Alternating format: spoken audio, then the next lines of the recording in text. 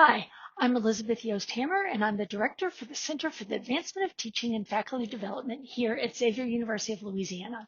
So in this video, I would like to talk to you about AI policies in the syllabus.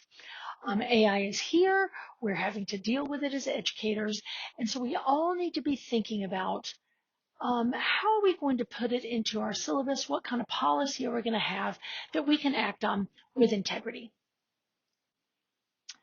So the Teaching Commons at Stanford University offers some nice tips on things to consider when deciding on the policy for yourself. I just want to preview these with you. The first, and I think the most foundational and the most important, that's why I've put it in bold, is what are your learning goals? Really spend some time reassessing and thinking about your learning goals in light of AI now that's available in your discipline and in the careers that your discipline prepares students for.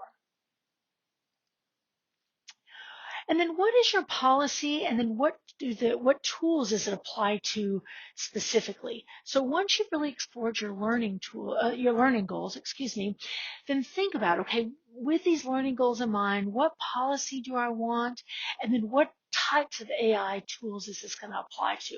And I'm going to show you some sample AI policies in a minute.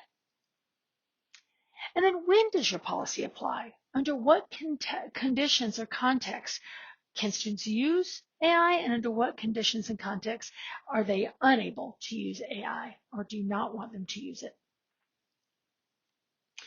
And then, and this is another one I've put in bold, what's the rationale and reasoning behind your policy? Okay, so start with your learning goals.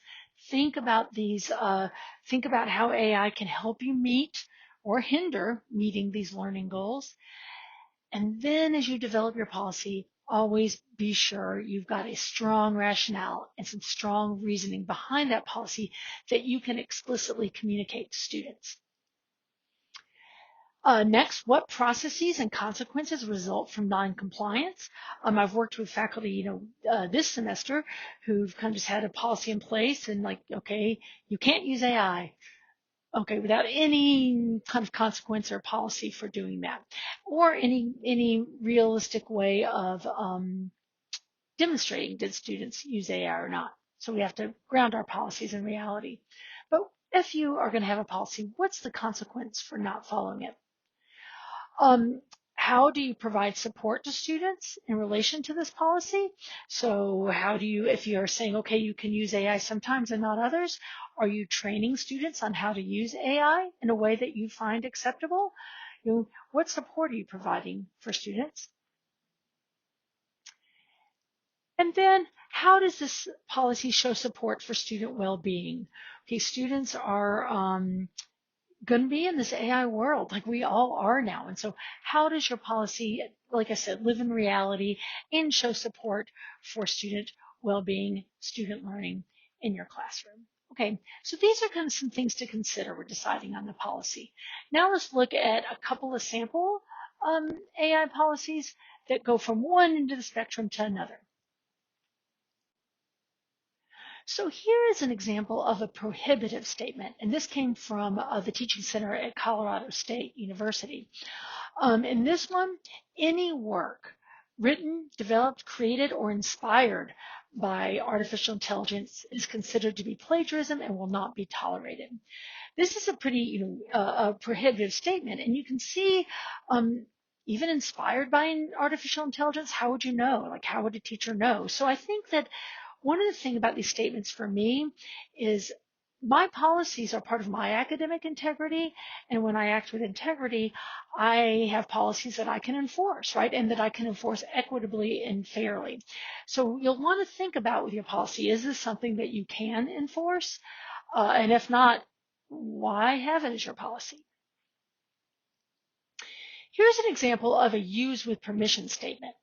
And in this statement, it's like, generally speaking, you are not authorized to use artificial intelligence engines, software, or artwork, generating programs or similar to produce work for this class, except on assignments that I have identified, et cetera, et cetera.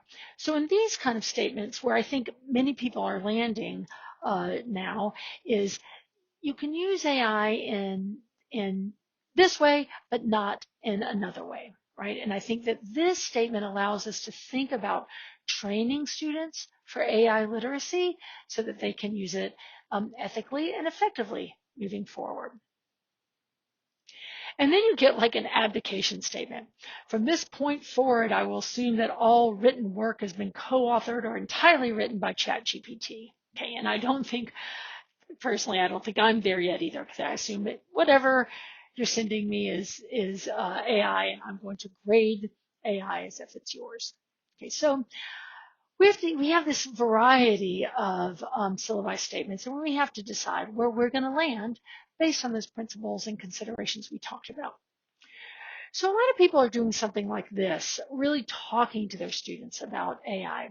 So in this example here, you can use ChatGPT or other how can I use ChatGPT or other AI tools to help write my paper? Things you can do, ask it questions, etc. Things you cannot do. Do not use it to draft your paper.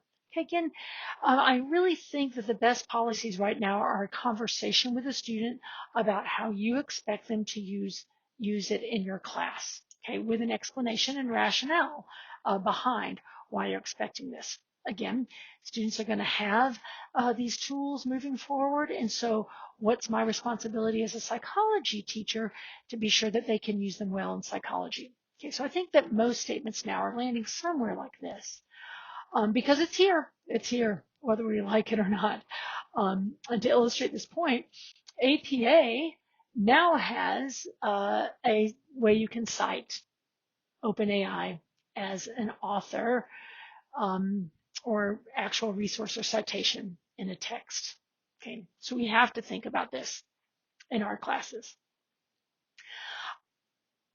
Okay, I'll end here with these two resources that I really encourage you to check out. They're really good.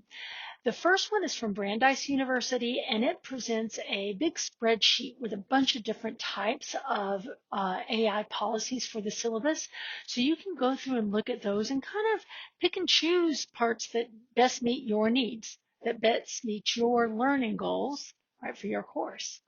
And then the second one walks you through each of those considerations we talked about in coming up with your own AI policy for your course. So I hope you find these useful, and good luck with your policies.